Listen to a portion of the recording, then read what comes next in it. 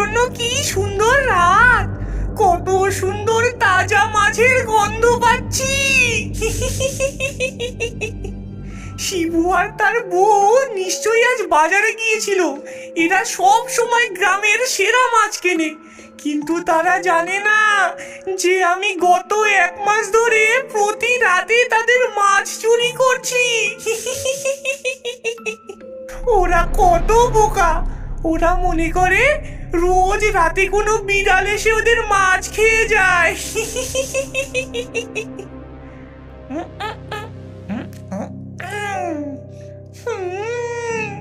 এটা কত সুস্বাদু।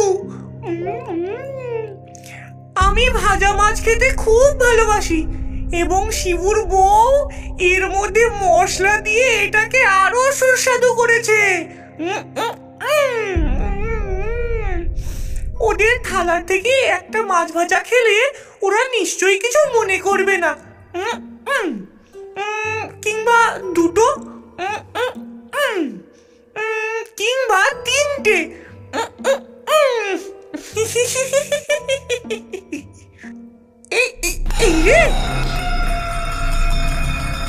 আরে আরে আরে, এটা কি ছিল? তুমি কি শুনলে আওয়াজটা? হ্যাঁ, মনে হলো রান্নাঘর থেকে এলো। হয়তো আবার সেই বিড়াল। এটা বহুদিন থেকে আমাদের মাছ চুরি করে আসছে। আজকে আমি এটাকে ধরবো এবং শিক্ষা দেব। সাবধান শিবু, এটা একটি বড় বিড়াল হতে পারে, নাকি বন্য প্রাণী, নাকি চোর। চিন্তা করো না, আমার কাছে এই লাঠি আছে। আগে গিয়ে দেখি রান্নাঘরে কে। শিবু বিছানা থেকে উঠে একটা লাঠি নিয়ে রান্নাঘরের দিকে এগিয়ে যায়। তার স্ত্রী ঝাড়ু হাতে তাকে অনুসরণ করে। শিবু আর তার বউ রান্নাঘরে ঢোকে। তারা রান্নাঘরে ঢুকে দেখে এক পেতনি মাছ খাচ্ছে। শিবুর বউ ভয়ে আর্তনাদ করে ওঠে। ও বাবা গো, ও বাবা গে, কি গো, ওরে বাবা রে! সর্বনাশ, এই যে এক পেতনি। এই পেতনি তাহলে আমাদের এতদিন মাছ খেয়েছে। হ্যাঁ, এটা আমিই ছিলাম যে এতদিন তোদের মাছ খেয়েছি। এগুলো কত সুস্বাদু। আমাকে খাওয়ানোর জন্য অসংখ্য ধন্যবাদ। হ্যাঁ, তোর এত বড় সাহস, দুষ্ট প্রাণী! তুই আমাদের খাবার চুরি করে খাস, চোর! ওগো, আমার খুন্তিটা একটু গরম করে দাও তো। এই চোর যেই জিভ দিয়ে আমার মাছ ভাজা খেয়েছে, সেই জিভে আজকেই আমি ছ্যাঁকা লাগিয়ে দেবো। কি বললি তুই? তোর এত বড় সাহস? আমি চোর? দাঁড়া, এবার তোদের দেখাচ্ছি মজা। আমাকে ছ্যাঁকা দিবি? এবার দেখ রোজ তোদেরকে আমি কিভাবে জ্বালাই। আমি রোজ তোদের মাছ চুরি করে খেয়ে নেবো, তোরা কিচ্ছু করতে পারবি না।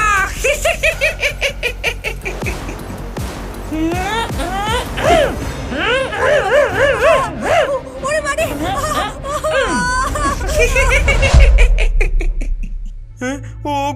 ওগো, এই যে আমরা ভূতের পাল্লায় পড়লাম গো। শেষে পেতনি আমাদের মাছ চুরি করলো। আমি বিশ্বাস করতে পারছি না। আমি কি স্বপ্ন দেখছি? একটু আগে কি সত্যি ভূতে আমার চড় মারলো? আমিও জানি না, তবে আমাদের তাকে থামাতে হবে। এই পেতনি খুবই ভয়ঙ্কর। সে আমাদের বা আমাদের বাচ্চাকে ক্ষতি করতে পারে, আর এর জন্য ওই পেতনিকে আমাদের ধরতেই হবে। কিন্তু কিভাবে? ওরা যে উড়ে গিয়ে অদৃশ্য হতে পারে, আমরা কিভাবে তাকে ধরবো? ভোর হতে দাও, আমার মাথায় একটা উপায় আছে।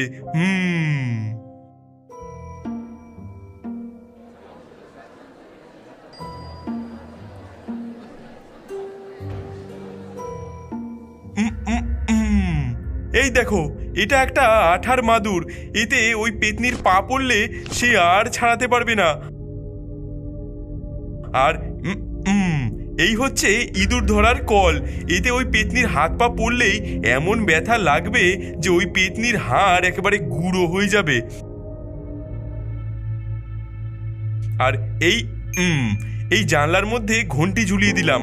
পেতনি এই জানলা দিয়ে প্রবেশ করলে এই ঘন্টি বেজে উঠবে আর আমরা টের পেয়ে যাব, এবং তারপর আমরা তাকে ধরবো আর দেখাবো আমাদের মাছ চুরি করে খেলে তার কি শাস্তি আমরা দিতে পারি। তুমি কি মনে করো এটাতে সত্যি কাজ করবে? কাজ করতে হবে, আমাদের যে আর কোনো উপায় নেই। পরের দিন আবার পেতনি আসে। সে বাইরে থেকে মাছের গন্ধ পায়। সে জানলার কাছে উড়ে এসে ভেতরে তাকায়। সে ফাঁদগুলো দেখতে পায়, কিন্তু সে তাতে মোটেও ভয় পায় না। এই নির্বোধগুলো কি ফাঁদ পেতেছে আমার জন্য। শিবু আর তার বউ মনে করে আমাকে ধরতে পারবে। তারা খুব নির্বোধ এবং বোকা। তারা জানে না তারা কার সাথে পাঙ্গা নিয়েছে। আমি পেতনি, আমি প্রতারণার ওস্তাদ। চিচিং বিচিং চিচিং ফু, জাদু কাজ কর আমার ঝিলিকপু। ঘন্টি তুই হ জব্দ, করিস না আর শব্দ।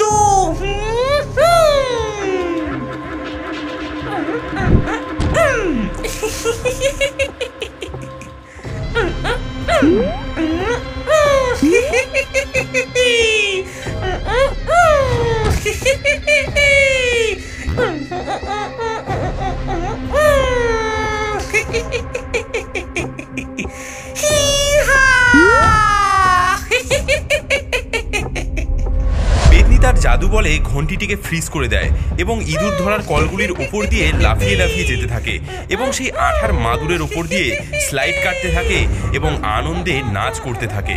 সে খাবারের সামনে গিয়ে পৌঁছায় এবং প্লেট সরিয়ে একটি বড় মাছ দেখে সে খুব আনন্দিত হয়। ও কি ট্রিট! কত বড় মাছ! এটা আমার দেখা সেরা মাছ। এটা খুব সুস্বাদু হবে। আমি এটা খাওয়ার জন্য অপেক্ষা করতে পারছি না।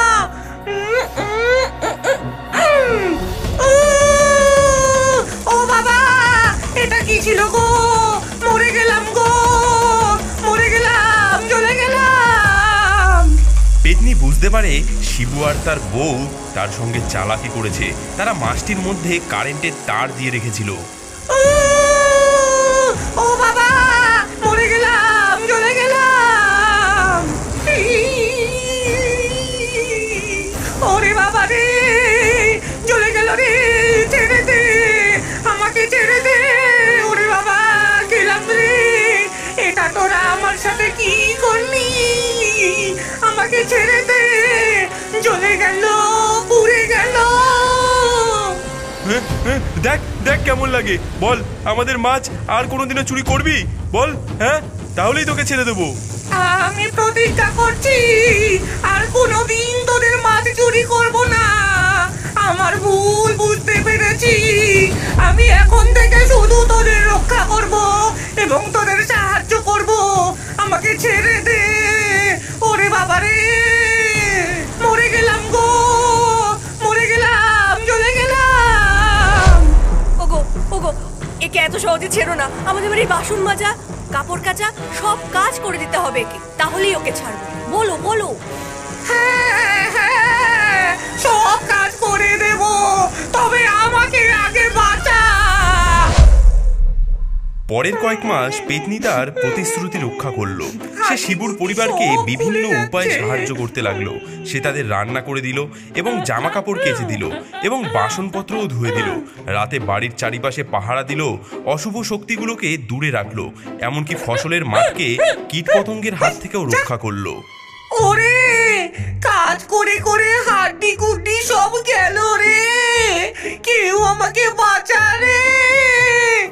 ওরে বাবা গো, গেলাম।